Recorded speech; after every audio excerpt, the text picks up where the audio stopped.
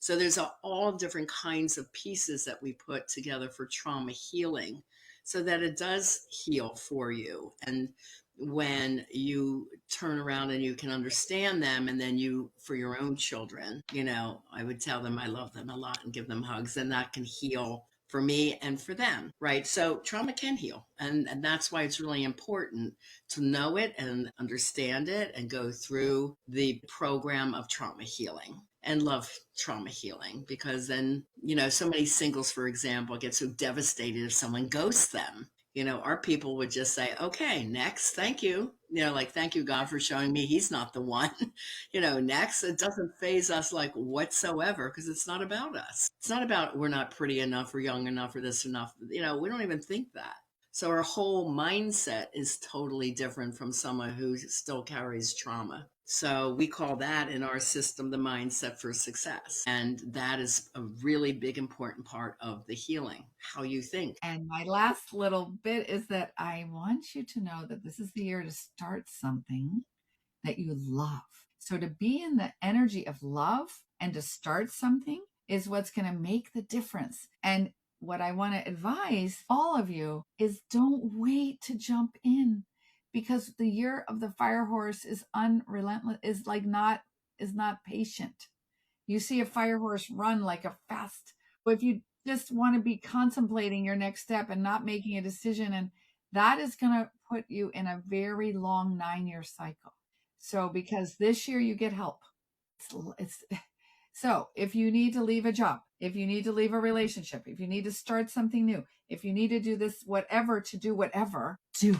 And to answer your question, look, I think, you're basically, what I was getting at with that point is that your personal brand should be a collection of your own core values, and it should reflect who you are. You should not feel like it's something else, or, I have to go to work and then do this thing, and then I come home, and actually that's where I'm happiest. Like, whenever I hear stuff like that, we've worked with over 150 businesses now, small businesses, with their branding. And, that's something that I tell all of our clients, that, what you sell, who you are, what you're saying should all be the same. And if it's not the same, then we have some work to do. So I think I wrote that from that angle, that, like, what are your values, and are you living by them, and what do you believe in, and is it all the same? And if you're not able to answer that question fully, then I think there's some inner reflection to do there. And I think it's both. There's a simultaneity of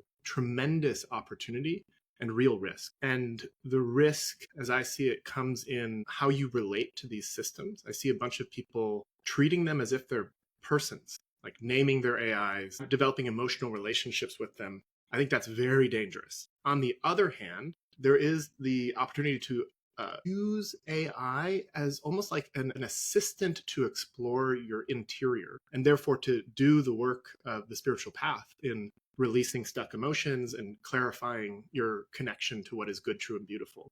And so there's this kind of like double-edged sword, and it requires a degree of precision and thoughtfulness to engage with, in my view. Being a specialist in the area of men's health and a urologic surgeon, so I'm a surgeon and scientist and all the above, educator, mentor, all the above.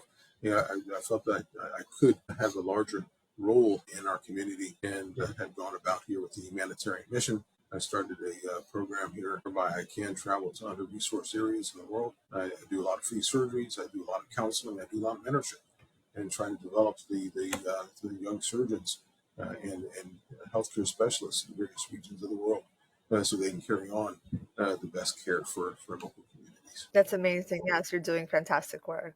Well, it's my pleasure to do that, and I feel there's a certain reward that I gain from this. I just see how rewarding it is to see how we're improving care for our communities, for individuals, and also developing young talent out there. And the best thing you can do is actually shift it into like a positive thing, like not sitting with it, not going into the rabbit hole, because then you're ruining your physical health.